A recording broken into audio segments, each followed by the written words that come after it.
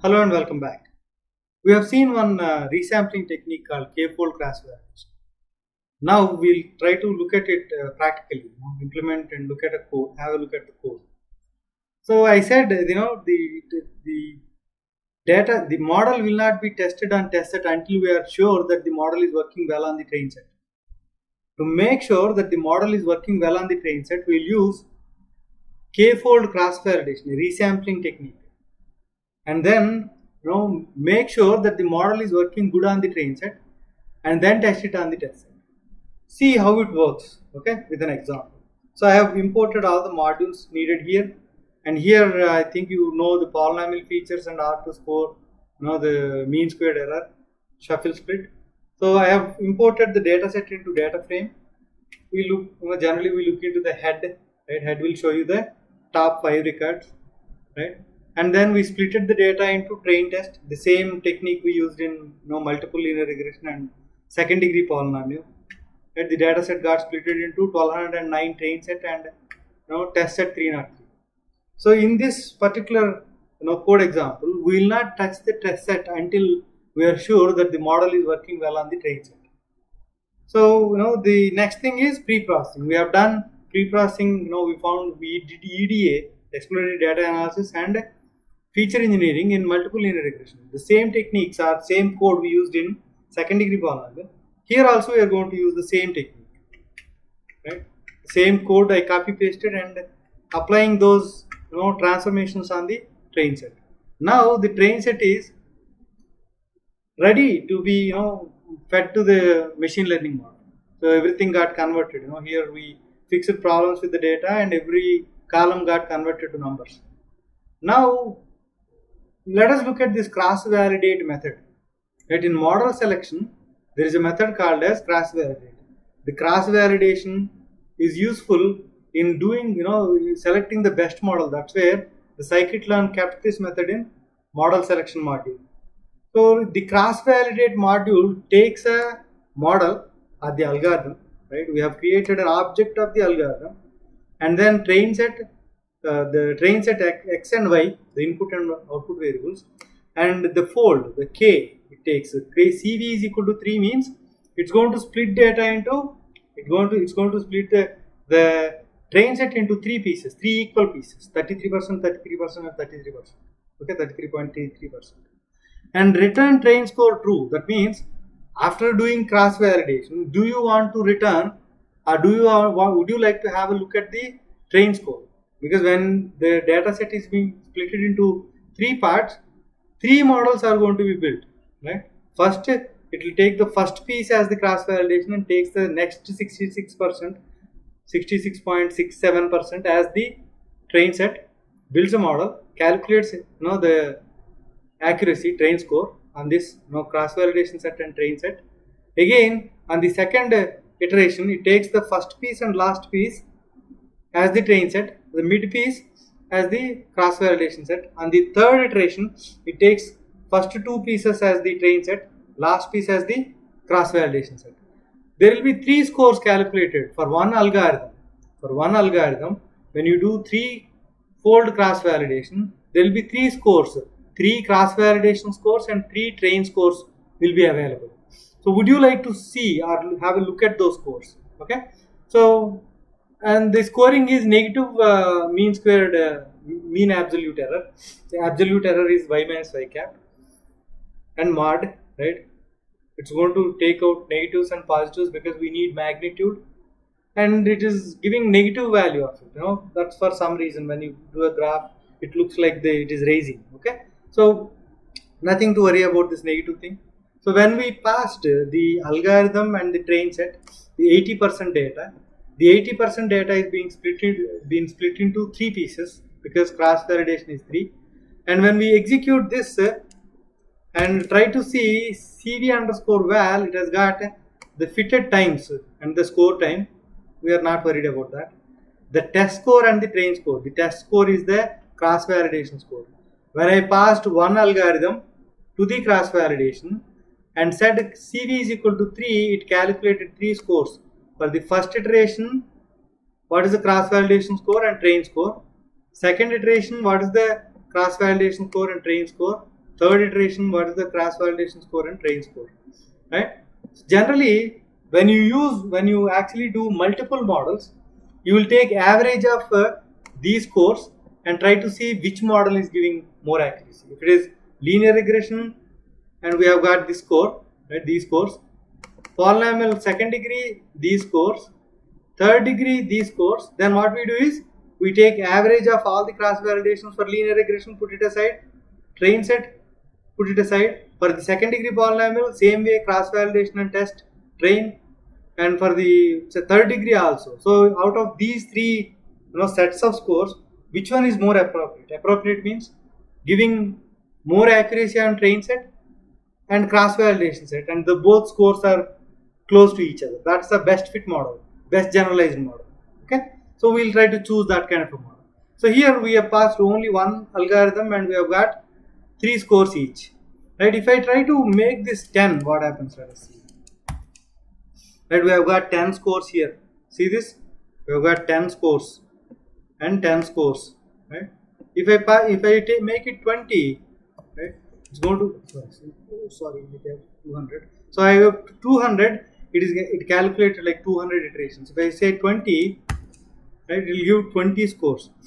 If you see these 20 scores, right, they are close to each other. When your cross validation number is high, the cross validation and test scores are going to be close to each other, right? 20 numbers, they're all going to be close to each other, because when you actually do 20 cross validation, the 80% data is being split into 20 pieces and only one piece is being taken.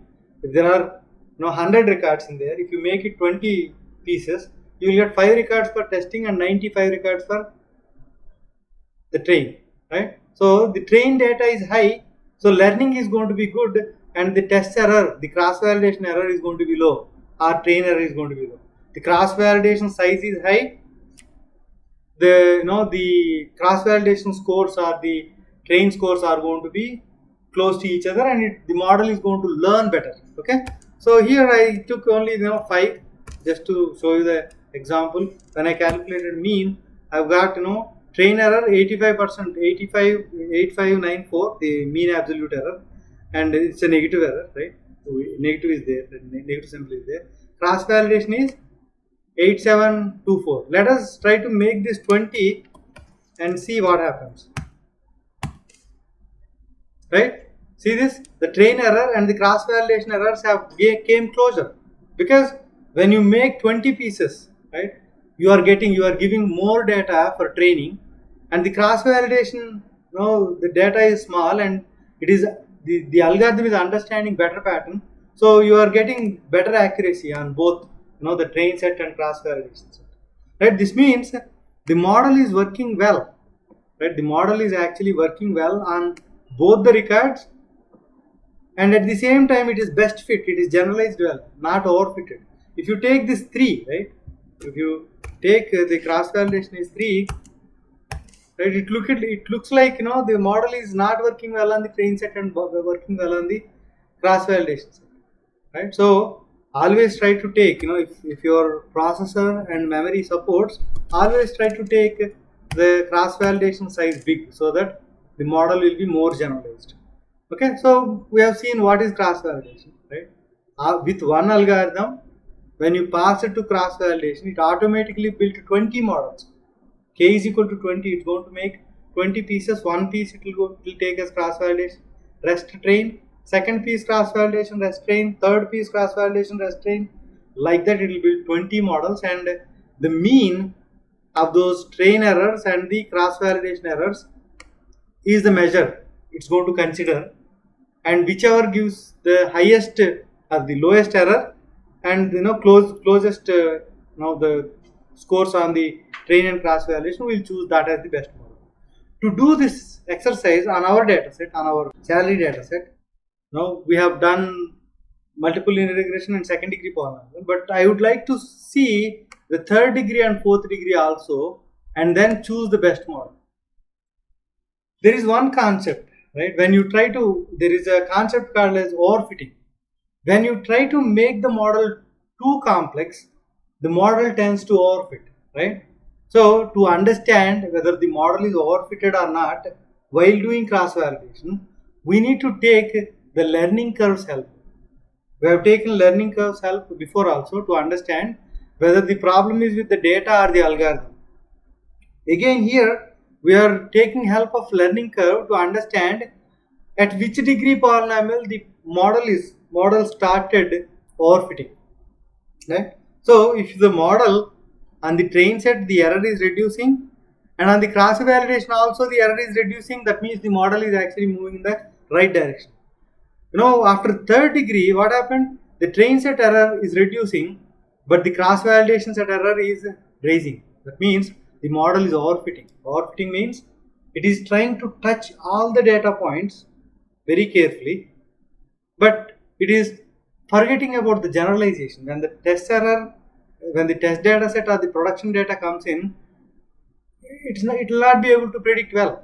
So without using test set, we are able to find that out using the cross validation methods help, cross validation techniques help, right? The model selection approach. Okay, so I have taken a for loop and then a degree variable d and range 1 to 5. That means it's going to give 1, 2, 3, 4. It's not going to give 5. So we are going to build first degree polynomial, second degree polynomial, third degree polynomial, and fourth degree polynomial. First degree polynomial is the linear equation. So I have taken polynomial features, passed the d. It initially takes 1, and then I transformed the data, fit transform x train. Right? That's polynomial. That's the linear data set only. I said cross validation and CV is equal to 3. I took. Okay, and then I appended. Right, I took the train error and the cross validation error and appended it to two lists. Right, CV error train and CV error test, cross validation error test. Okay, so I added both to the two lists. And the second degree polynomial I fitted, I transformed and built a model. We know that this is like 90% accuracy. We have already built it. Third degree polynomial, d will take 3 and fit transform, so it is going to create third degree polynomial, and again cross validation. When you do cross validation on third degree polynomial, it's going to do 3 models because we said CV is equal to 3. And then now we are going to capture the errors in this loop. Like that, fourth degree also we didn't capture the errors and plotted it on a xy plane. So the labels on the graph are not correct, so I corrected it. So when I executed this block, I've got by till third degree polynomial, the error on the train set and the cross validation set are reducing, and from that point onwards it started raising. For the fourth degree, the error started raising. Okay, so that means the fourth degree polynomial is overfitting. So third degree is the best model. So let us try to take the third degree polynomial and build a model and try to test it on test set also. So I have taken the polynomial features and degree is equal to 3 and then applied fit transform. That means the train set got transformed to third degree polynomial. We have got 364 columns because when you pass a data set n degree, n featured data set and d degree you are trying to raise, it's going to add n plus d. It's going to create n plus d factorial by n factorial into d factorial number of columns. So it is 364 is the number of columns. So when I execute this and fitted the model, right, and then predicted and then calculating the error, and I have got the root mean squared error 2211 and the R square score 98%. It means almost 100% accuracy we have got. And on the test set we are applying the same transformations and then applying the third degree polynomial. So we have got 98% accuracy. So the model is best fit, right? For on the train set we have got 98% and test set also 98%. The model gave good accuracy and the model is actually the best fit, generalized well also. It will work well on the production also. So this is the process of executing a data science project. We'll take the data set, raw data set, and try to understand data, do feature engineering, build a normal model, and then find out the problem, whether the problem is with the data or the algorithm. Here we found the problem is with the algorithm, so we improved, we complicated the algorithm and found the best model, 98% accuracy. This is what we do in real time. Thank you.